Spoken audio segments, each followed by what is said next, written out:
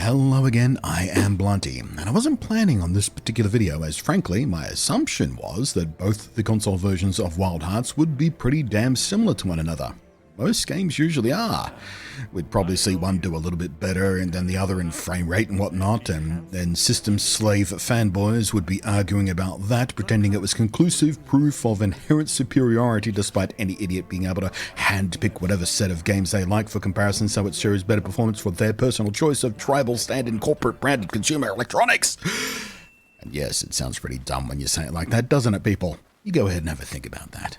But during my early access review period, I had access to the PC version and the PlayStation 5 version. But during the EA Play subscriber early access thing over the past couple of days, I've been seeing more and more people complain about the Xbox version looking especially bad. Now, I do not have an Xbox Series S to test on, but apparently that version is quite bad. But what I can show you is a much fairer direct comparison between the closely matched PS5 and Xbox Series X. Because I remembered that with Xbox Game Pass Ultimate also comes EA Play access, which means I too have access to the 10-hour trial version available to me on Xbox. So, what you're seeing here is identical segments of the game from the opening act of the game on PS5 and Xbox Series X. I'll be flipping between the Prioritize Resolution mode, which runs in 4K 30fps, or rather, I should say, outputs in 4K, because it seems there's clearly some scaling malarkey going on which is causing some artifacting, and that's something I went into more detail on in the PS5 specific video where I directly compared the two graphics modes themselves. And of course the other mode, 1080p, 60fps mode, prioritize performance. And as you can very clearly see, it seems the Xbox and PlayStation versions of this game are running with obviously very different graphics settings in both modes. Detail, lighting, atmospherics, shadows, texture filtering and the like all seem quite clearly different, don't they? So while I've already spoken about the disparity between the graphics and performance modes, I think I'll shut my gob at this point and just let you folks see for yourself. But before I do shut my gob, I will say this. As I was starting to edit this video last night, I posted a few side-by-side screen grabs to a Wild Hearts community Discord. I cropped out any version-specific indicators, like button prompts obviously, and I asked them to guess which version was running on which platform.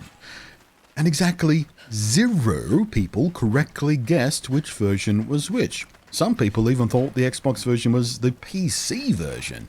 Others were convinced the PlayStation 5 version was the PC version. Whatever the guesses were, nobody said either was the Xbox version, which is weird because everybody seems convinced the Xbox version looks obviously much worse. When you see them side by side like this with a labeled, perhaps it's easier.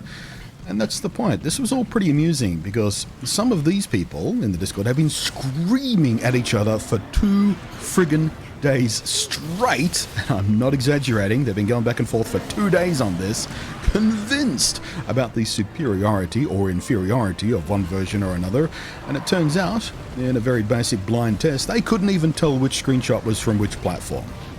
I don't want to say they're full of shit, because that's a bit rude, isn't it?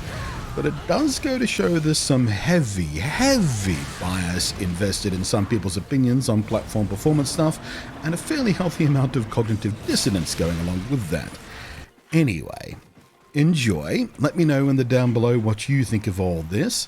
Oh, and I'm holding off on the PC version, doing any performance or whatnot testing, because there is a known performance issue that they are going to fix. It's due for a patch within the first week of the release.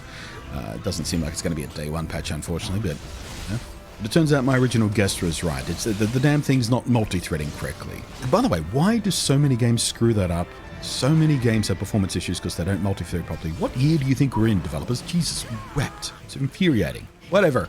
And just on this note, by the way, a little reminder and some perspective.